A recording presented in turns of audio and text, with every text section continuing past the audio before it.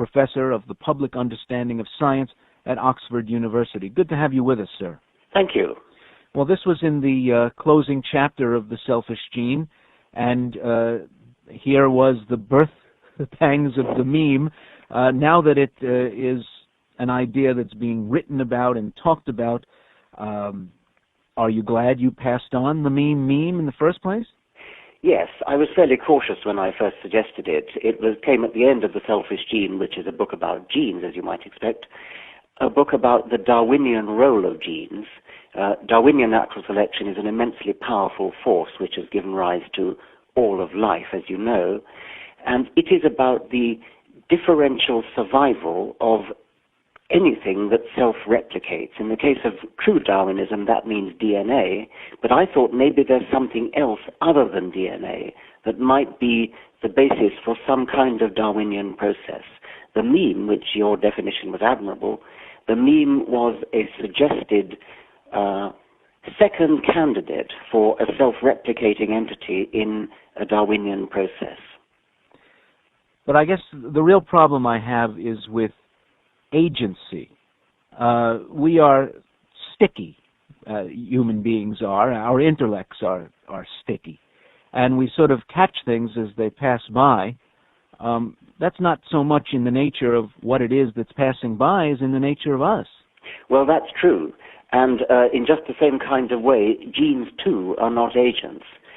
Genes, too, behave a little bit like agents, and you can understand the Darwinian process if you make a kind of leap of imagination and treat them as though they were agents. But, of course, you always have to remember that actually they're not, and the same applies to memes.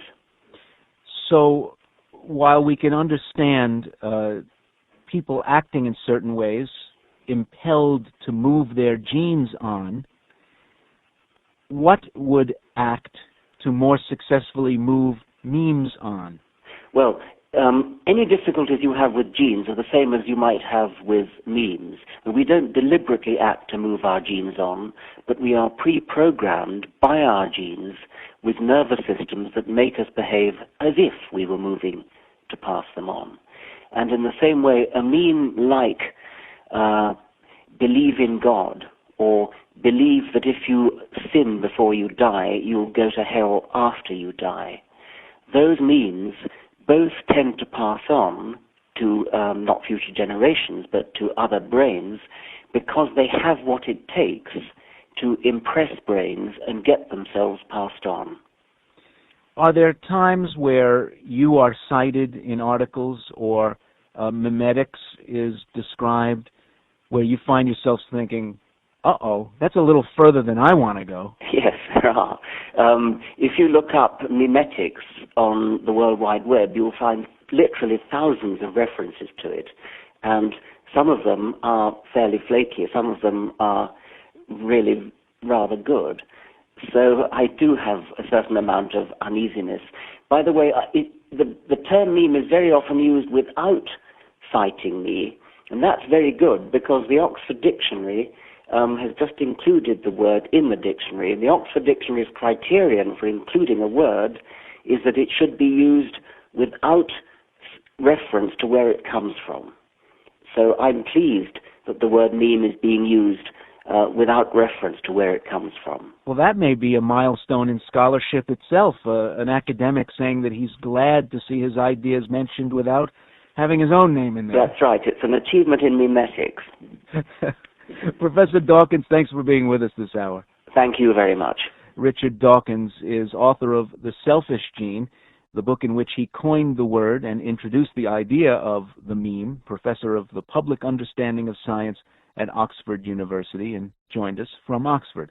With us for the rest of the hour is Susan Blackmore, author of The Meme Machine, senior lecturer in psychology at the University of the West of England in Bristol. Good to have you with us. Hello. And Robert Wright is here in Studio 3A in Washington, author of The Moral Animal, Evolutionary Psychology and Everyday Life. Welcome back. Thank you. Our number in Washington is 800-989-8255. That's 800-989-TALK.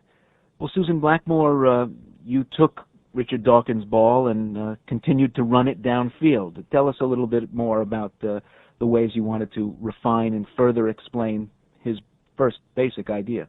I'm sure that's a reference to some game I know nothing about, but yes, that's what I did. His idea has been around a long time. The selfish gene was 1976, and I knew about it then, and it didn't somehow get to me until 3 or 4 years ago. I was very ill, and I was lying in bed for months, and I started reading all my favorite evolution books again, including The Selfish Gene, and I suddenly realized what the implications of his idea were, that if you treat everything that we imitate from person to person, everything that is copied around the world from one person to another, as a replicator, then you can apply all of evolutionary theory to what's going on. The implications are quite staggering, and what I tried to do in that book was to spell them out.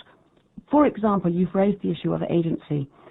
If you really buy Darwin's idea that design comes about because of the competition between replicators to get copied, then you start to see everything that happens in the human mind and in human culture as designed by the evolutionary algorithm running on memes, by memes competing to get into our brains, rather than us as autonomous agents. There are many other implications, but I tried to spell all these out in the book, and it seems to me that this is a fundamentally new way of looking at why human beings are the way they are. But certain memes attain wide frequency after some time because of their tremendous appeal, but not particularly because of any value in the imitation. Absolutely right.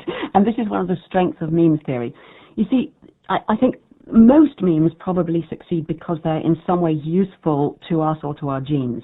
And the genes are, if you like, bearing in mind Richard Dawkins' caution about saying these things, the genes are, if you like, trying all the time to make sure that we only pick up memes that are useful to them, things that will help us survive, and so on.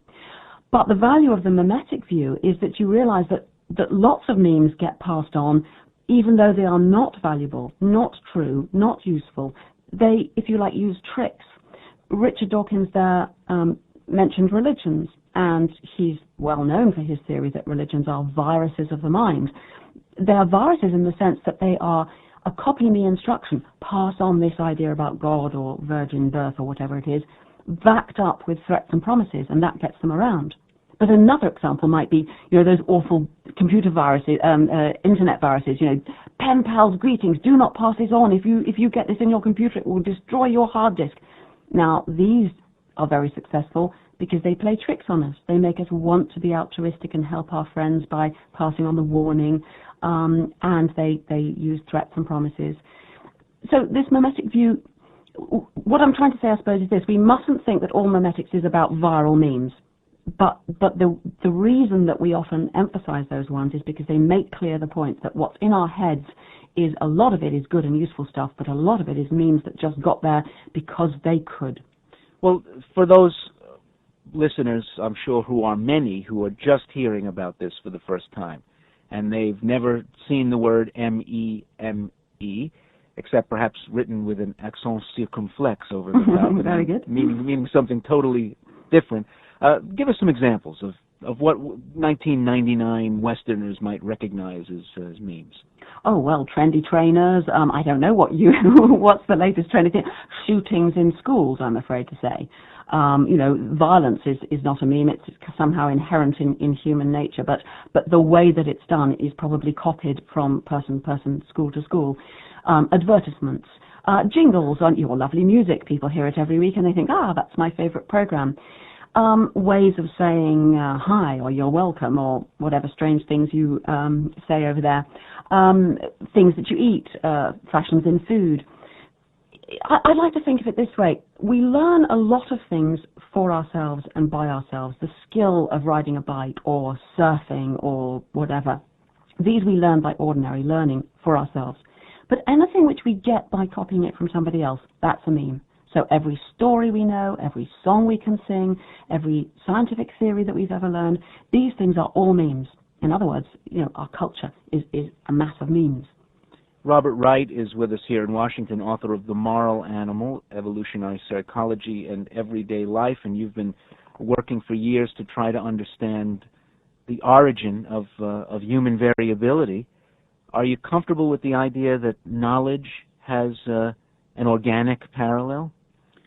I am, broadly speaking. And on the other hand, that idea itself is not new. The idea that cultural evolution is in some ways parallel to genetic evolution goes back to Darwin's day. In fact, in The Origin of Species, Darwin himself brings up the evolution of languages as an example to try to drive home what he's talking about with natural selection. And after Darwin's day, cultural evolutionism was the rage in anthropology and sociology for quite a while. And I think certainly there is value in looking at culture as a body of information that evolves.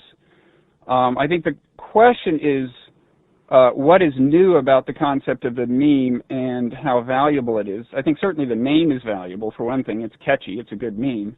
It sounds a little like Gene, which is appropriately suggestive. So I think it was well chosen. If you ask what is really new about the concept of the meme, I think the main thing is the willingness of Dawkins and others to view memes as really active. He denied that they had literal agency, but at the same time, his emphasis is on a fairly thorough comparison with genes, in the sense that you view the units of culture as self-replicating, so that a song I whistle kind of manipulates your brain into whistling it rather than you choosing to whistle the song. That's what's new, I think, about the concept of the meme. And I think the jury is still out on how academically useful that's going to be. I think the idea appeals to people more and more because in the information age, people feel almost under assault from bits of information coming at them from all sides. So I think the concept is probably going to catch on more and more, and certainly the name is as well. And I think within academia, the jury's still somewhat out, although I certainly found Susan's book fascinating. Well, even people who doubt its scientific validity are sort of charmed by its metaphorical way of explaining how knowledge moves around. Could it have a valid life on that level? Oh, on those grounds alone. A lot of things are with us just because they're good metaphors. And I think the concept of the meme is here to stay. And in fact, it predates Dawkins' coining the term. And I think the term is here to stay.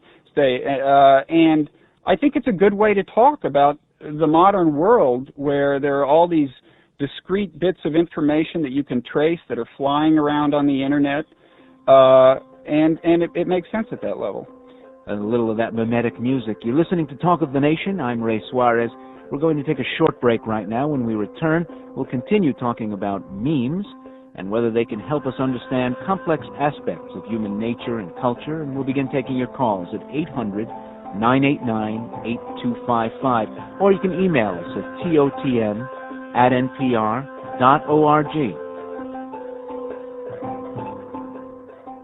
Welcome back to the program. I'm Ray Suarez. Today we're talking about memes, ideas or human behaviors which some scientists claim can be passed on from one person to another like genes. My guests are Susan Blackmore, author of The Meme Machine, and senior lecturer in psychology at the University of the West of England in Bristol. She joins us from the BBC studios in Bristol. And Robert Wright is here in Washington, author of The Moral Animal, Evolutionary Psychology and Everyday Life. The number here in Washington is 800-989-8255. And I guess one thing that flummoxes me about this is utility.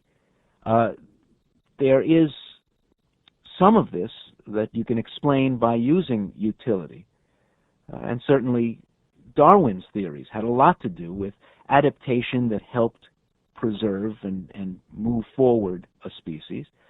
But knowing, as I do, even at this late date, 35-year-old television jingles, which were very successful memes, doesn't help me at all. No, and that's one of the strong points about memetics. If you really take seriously the idea that memes are just in it for their own replication, then they don't care, if you like, whether they are useful for you or whether they're useful for your genes. They will simply get copied if your brain copies them and not if they don't.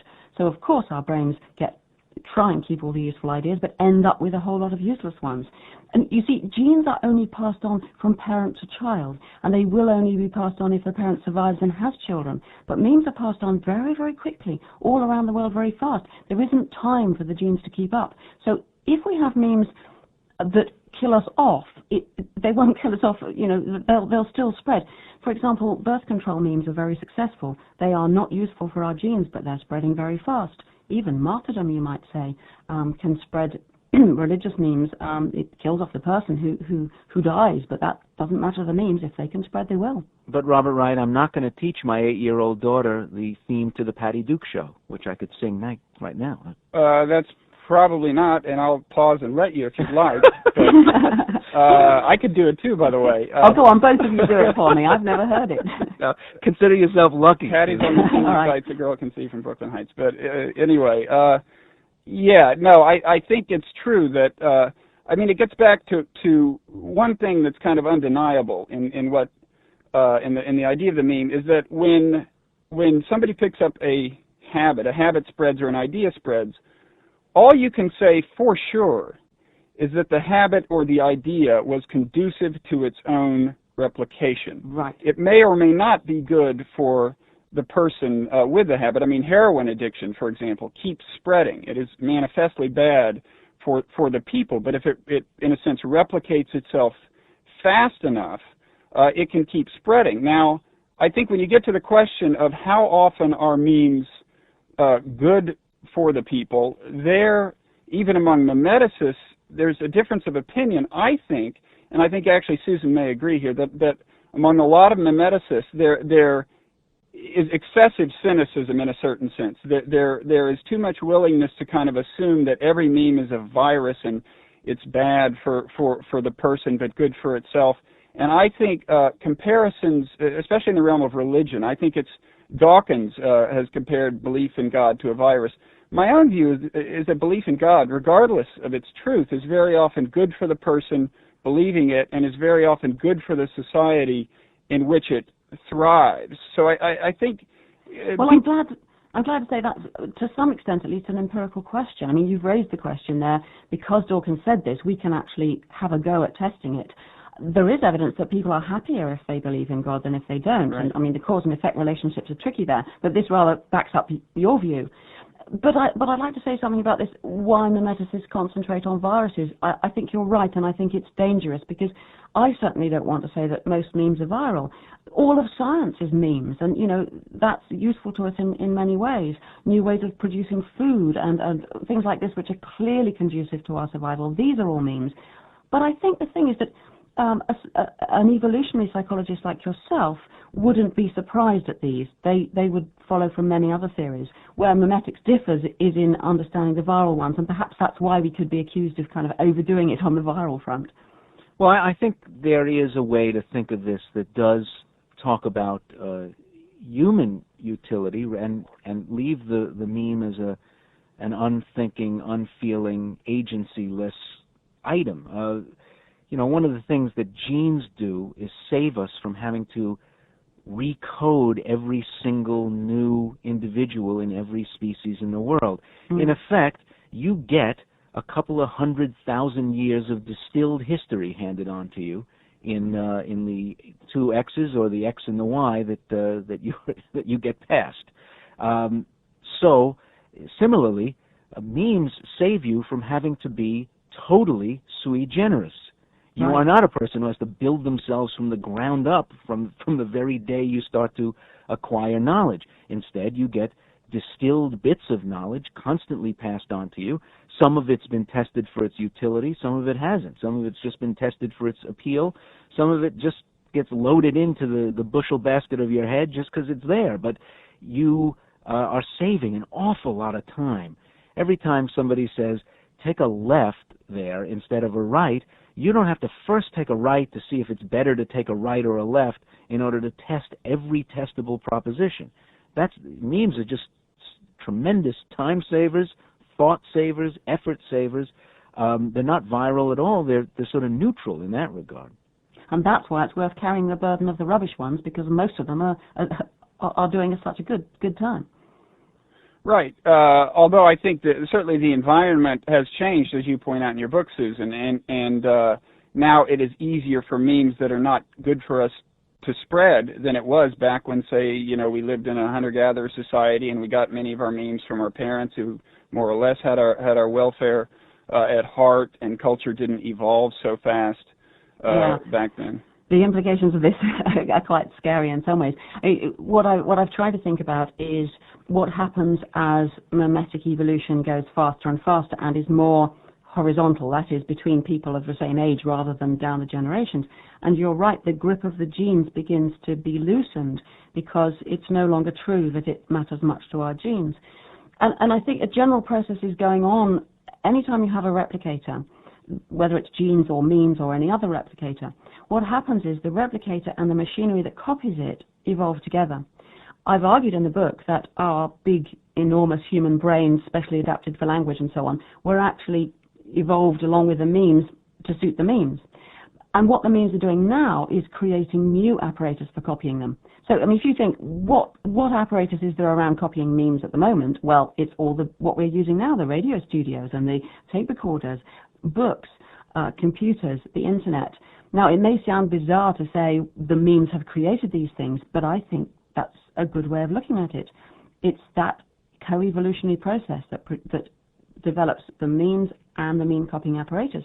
So when you look at the internet, this has not much to do with genes. It still has a connection, and Robert is an expert on all the connections to do with sex and so on, how we're set up to choose certain kinds of memes, but it's rapidly getting away. And as soon as the memes get so far that they can produce self-replicating computers and so on the internet, and sort of mimetic rather than human ways of copying, editing text, it will be clear that it's way out of our control. And we need to face up to that and start trying to understand the process that's going on there. Jill writes from Fairbanks, Alaska, I recently read an article in which Mr. Dawkins mentioned demonstrating a complex, transforming origami figure that ultimately perpetuated as a meme. Where can I find directions for that fascinating figure? Sounds like even more fun than that other ubiquitous hand-me-down paper toy, the cootie catcher, which, as the father of a second grader, I hadn't even seen a cootie catcher in 35 years, didn't know they still existed, and then I saw my daughter playing with one the other day. Bob writes from Minneapolis, correlation does not prove causality. Just because memes may act like other natural phenomena does not mean that they have any other relationships. Unfortunately, New Age pseudoscientists seeking the mystical in the scientific attempt to bolster their beliefs with such examples as memetics. Once again, however, the ends don't justify the memes. Oh, Bob, I think you might have written the whole letter just so you could say that. And Joseph writes from Madison, Connecticut. Dear Ray, I teach graphic design at the university level, and I use the meme in educating my students about the origins of symbolic meaning. One of my favorite examples of a meme is the arrow, that is, the pointed thing that is not only an actual object with aerodynamic properties, but also the symbolic thing that points us in directions or shows us where to go. The arrow was probably originally a sharp stick used to hunt animals. This evolved into a sharpened stone, a metal point, a bullet, a rocket, a nuclear missile, a man on the moon, and probably a million other things, too. The pointed direction thing, that is, the arrow, was adapted symbolically, probably as a rough mark carved on a tree or on the ground to show where game was located, food for the tribe. This in turn meant direction to.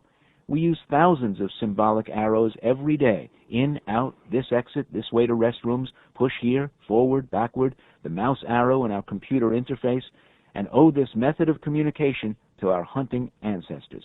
So I half-jokingly ask my students, what if civilization had started in Australia? Would we be using the boomerang to show direction instead? Memes are no gimmick. They're real things that shape our civilization and direction as a species, socially, culturally, and in ways we have yet to discover. So, well, skeptical reaction and someone who seems to be really sold on the idea. Susan Blackmore, you want me to comment on that? Well, yeah, that last one especially, where Oh, well, I agree. It's interesting that she relates it to symbolism. I don't do that. I personally have trouble with understanding what a symbol is, although that might sound odd, but the more you think about it, the more tricky it becomes. And one of the things I quite like about memetics is you can, if you wish, stick to the behaviors, the artifacts. You can stick, if you like, to the arrows themselves, the drawings of the arrows. And in that sense, I agree with her wholeheartedly. It's an excellent example. When it comes to symbolism, I'm a little more dodgy.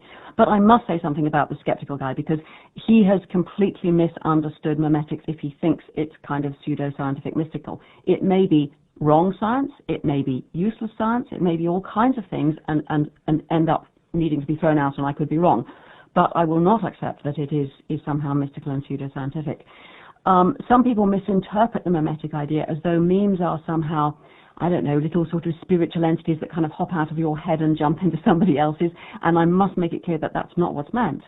All that's meant is that every time somebody copies somebody else, hears a story and passes it on, that is what we call a meme. We're just giving a name to the information that is copied. There's nothing spooky, there's nothing paranormal or psychic going on.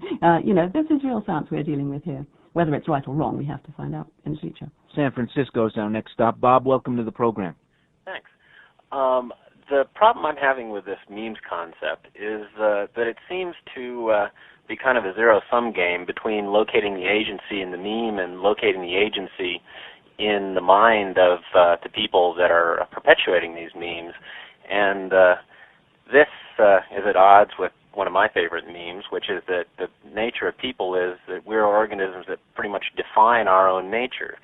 And I guess what I'm really saying is meme to me basically means, or seems, I know nothing about memes aside from what I've heard on this program, but it seems that you're basically using memes to mean idea. And it seems that my understanding of ideas is we can kind of accept them or reject them as we choose. So I'd much rather locate the agency in the mind of the person than in the meme itself.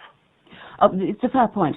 First of all, I don't like to equate memes entirely with ideas. Many ideas are memes, but if you have an idea that you invented by yourself for yourself without any help of anybody else, that's not a meme. By definition, memes have to be passed from person to person. Now, as far as the agency is concerned, I'm not saying that memes are entirely the agents and humans have nothing to do with it. Rather, I'm saying the ordinary view might be we humans are the agents and we consciously and deliberately choose to do this, to pick up that idea or whatever. The new view, the memetic view, is that there are memes and there are meme machines, that's us, and as meme machines, our brains are set up to select some memes and not others, to try and filter out the bad ones and pick up the good ones, which we sometimes succeed and sometimes fail. It's an interactive process between the memes, which are copied or not, and our brains, which are copying machines. And in that sense, it's an evolutionary process, as goes on with genes. And evolutionary processes give rise to novel design. And that's why I like this, because you do away with any kind of ghost in the machine idea, but you don't do away with the idea that humans take an active role in the process. We and the memes go along together. You're listening to Talk of the Nation from NPR News. Robert Wright? Yeah, well, I certainly agree that if you want to, you can turn things around and view the memes as active. And in fact, we often speak this way. We talk about an arresting idea, someone who is seized by an idea or something. But equally, as Bob points out, you can talk about the humans as being the more active force. And the question is how much value is added by inverting the normal worldview and viewing the memes as in the driver's seat. And it's not yet clear to me that there's a whole lot. I mean, certainly the idea that Susan alluded to earlier, that sometimes there are parts of culture that aren't good for us, and yet we host them anyway. You can describe things like that without, attributing anything like agency or great activism to the memes themselves. Now, the other thing Susan was saying just a minute ago about the kind of scary future in which memes will be more and more in charge is interesting, because it gets back to kind of an old science fiction motif, kind of at what point does the technology that humans have created begin to, in some sense, take over? And that's actually an idea in this movie, The Matrix, for example, most recently. But I think precisely because technology itself is certainly more and more animated and is moving faster and faster, I think that's one reason that the concept of the meme has some valence these days, and people are find it intriguing at least. Carl writes from Watertown, Massachusetts. One thing to consider about this concept is that it may mask the influence of power and money on what we think, believe, and induce our friends and children to reproduce. There are people and organizations that have greater ability to produce stable, hardy memes than others.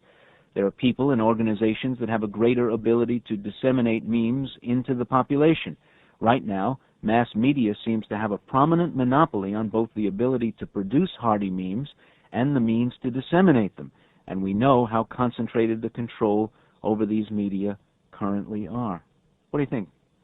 Actually, I think in some ways the control over the media are growing less concentrated by the day, certainly. I mean, anyone can set up their own web page, and so in a certain sense, and you know, soon the web will be broad bandwidth and there will be TV. So in a certain sense, this business, I think, is getting democratized, and we've come a long way from the day when there were 3 or 4 channels on TV, and I think we'll keep moving in that direction. Yeah, but you could put up your own web page with a picture of a soft drink bottle, and you wouldn't have the same power as Coke to reproduce that curvy, slim, hip thing, the Coke bottle, out into the rest of the world. No, that's absolutely true. I would start small if I were an aspiring meme engineer.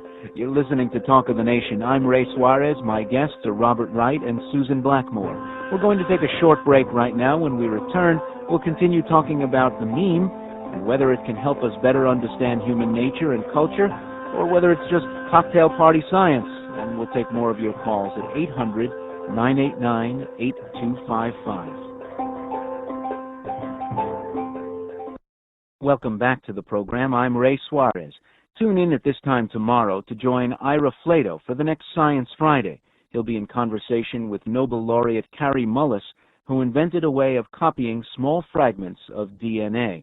And if you're listening to KCUR radio, I'll be in your neighborhood tomorrow at lunchtime speaking at the Mid-America Regional Council, talking about sustainable urban development. And then tomorrow night in an event sponsored by KCUR, your local public radio station, I'll be talking at Unity Temple in Kansas City. So give the station a call if you want more information.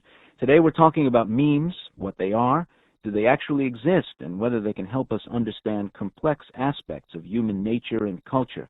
My guests are Susan Blackmore, author of The Meme Machine, and a senior lecturer in psychology at the University of West England in Bristol, and Robert Wright, author of The Moral Animal, Evolutionary Psychology and Everyday Life. Our number is 800-989-8255, and Bronwyn is with us from Cambridge, Massachusetts. Hi, Bronwyn. Hi. I have an experience sometimes when I watch ads on television, which resonates with what your guest is talking about. I really like to watch ads. I'm very interested in them as, art. And I think of myself as having a kind of distance from them. But every once in a while, I just feel like a little ping or something, and I just realize that all of a sudden I want that thing. For a minute, I think, oh yeah, I'm going to go out and buy that thing. So it's very strange, and it is almost like an infection. And then you speak about like what use, or something like, say, an ad. Well, I think it just speaks to some need that we have for, beauty or style. Same thing with slang. It just speaks to something, some need for something that you'd have to call beauty or style. Or.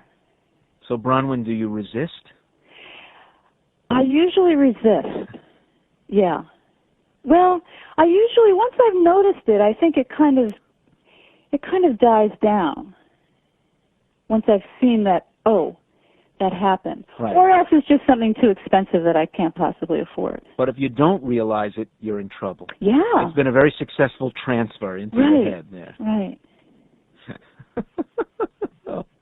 Well, Bronwyn, I'm sure the ad people are just hoping that you don't realize it more often than you do. Yeah, I think they're counting on that. Advertising, Susan Blackmore, may I know that memeplex is sort of another level of sophistication of what you're talking about, but certainly people who want to push a lot of buttons in 30 seconds bundle up memes and throw them at you in a great big bunch sometimes. Oh yes, and you can think of the advertising agencies as having been mimetic engineers for a long time without calling themselves that. They have found many of the tricks. I suspect with a lot more study of memes, they'll find some tricks that they haven't stumbled across already, but they're using tricks which get ideas into our brains. As Bronwyn mentioned, sometimes it's because they're beautiful or they really pull our heartstrings emotionally. That's some of the reasons they get in, but other reasons are nastier reasons they get in, because they frighten us, because they bring up deep-seated, genetically based emotional reactions and so on. But they're the past masters of getting memeplexes that will make us do what they want us to do. But don't forget that we do have a kind of immune reaction. It's well known from psychological research that even very young kids are quite well able to discriminate the TV program from the adverts, and for very good reason we separate those two aspects out reasonably thoroughly. And they're quite well able to separate them. And very early on, kids become quite cynical. Oh, I'm not going to buy that because it tells me to.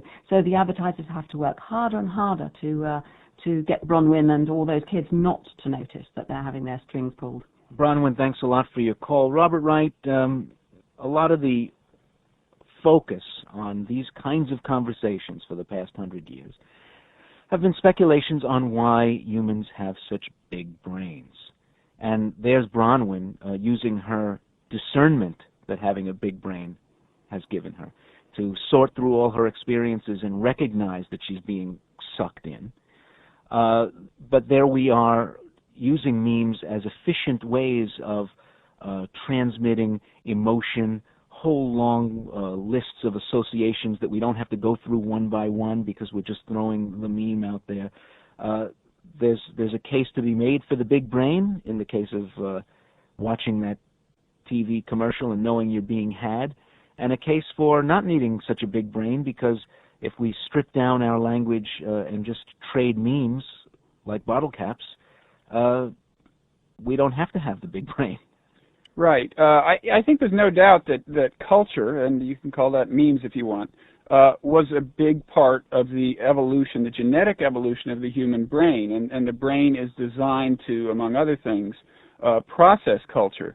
Now, I think that, as has been suggested, the brain is designed, among other things, to fend off memes that are not likely to be useful. I think that the brain is a fairly discriminating emulator, and I think Susan may have a somewhat different view. I got the impression from her book that she does, and this is one reason that I'm a little reluctant to kind of wholly invert my view and see the memes as in charge, partly because people are so discriminating. When those advertisers are trying to push our buttons, they're trying to push the buttons of human nature. They have to contend with human nature, and they have to be very sly to do it well. And I think that will always be the case. I mean, memes will always have to grapple with human nature, and so it's not clear to me that at any point it really makes sense to say the memes are in charge now.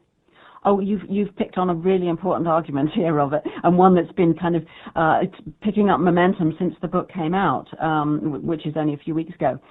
In the book, I think, as you know, I made an argument that the memes had forced the genes to produce a big brain for their own benefit, similarly to what I was arguing earlier about the memes making the internet and so on for their own spread. And I kind of implied that that the big brain was completely useless to the genes, and that it was only there for the memes, and that the genes had lost out, kind of thing. And to some extent, that's the way I was thinking about it.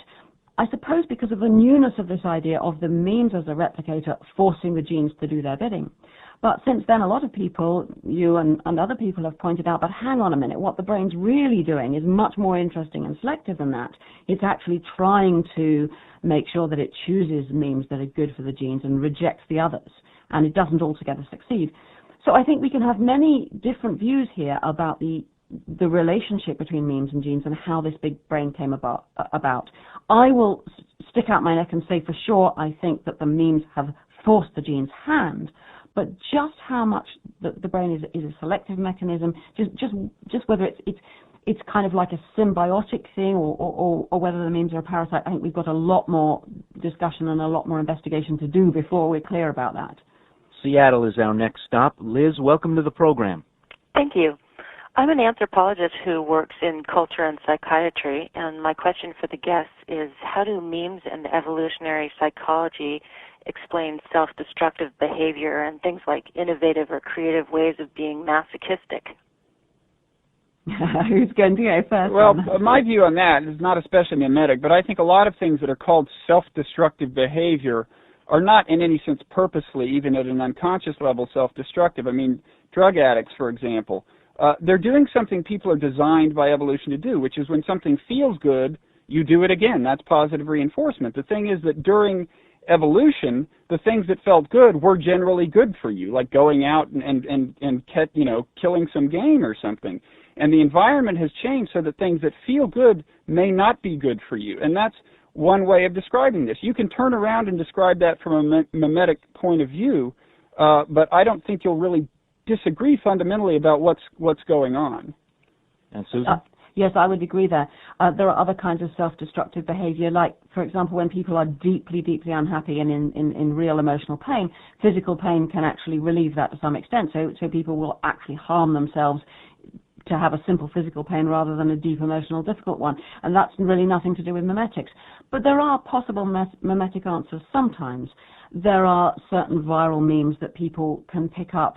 I mentioned martyrdom earlier.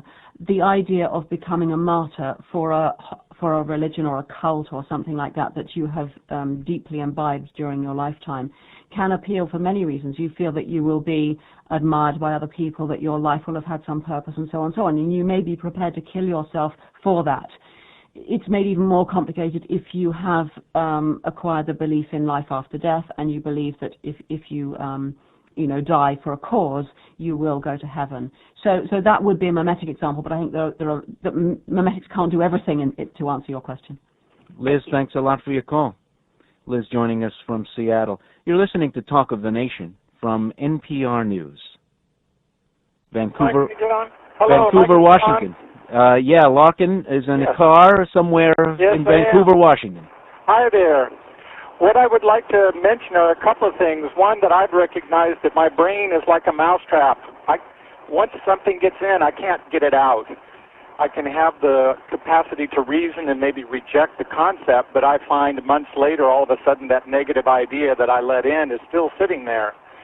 The other thing that comes to my mind is our ability, as you say, to choose, but thought has form. When we think some thoughts, we're actually creating consciousness, we're creating existence. If you can go back to the book by James Allen on, when you think something, you're actually projecting yourself in that direction. And I think the more we talk about memes and the internet and everything, it makes us, we have to be much more responsible for the thoughts we choose to think and the thoughts we choose to put out in the world, because they are actually helping to create our world.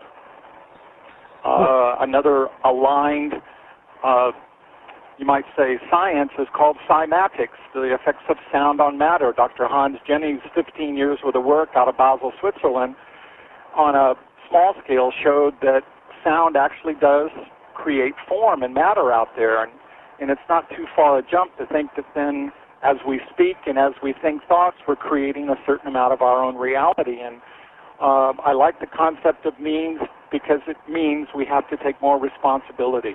Thank you for letting me on. Thanks a lot for your call, Larkin.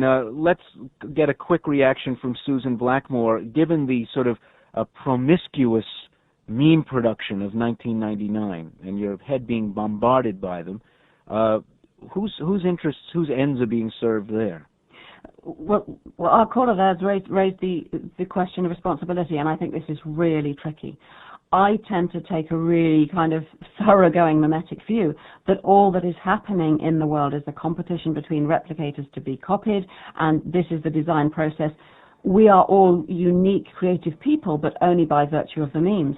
Now, then the responsibility really comes back to the memes and not us, and that's a tricky one that we need to think a lot about. Thanks a lot for being with us, Susan Blackmore. It's a pleasure. Susan Blackmore is the author of The Meme Machine and senior lecturer in psychology at the University of the West of England in Bristol. She joins us from the BBC studios in Bristol. Robert Wright, good to see you again. Thanks a lot, Ray. Robert Wright is author of The Moral Animal, Evolutionary Psychology and Everyday Life. Earlier we spoke to Richard Dawkins, author of The Selfish Gene and professor of the Public Understanding of Science at Oxford University. His latest book is Unweaving the Rainbow. Talk of the Nation is produced by Ellen Silva and directed by Arun Rath. The production staff includes Cici Modupe Fadupe, Setsuko Sato, Rina Okada, and Susan Lund. Our interns are Rick Martinez,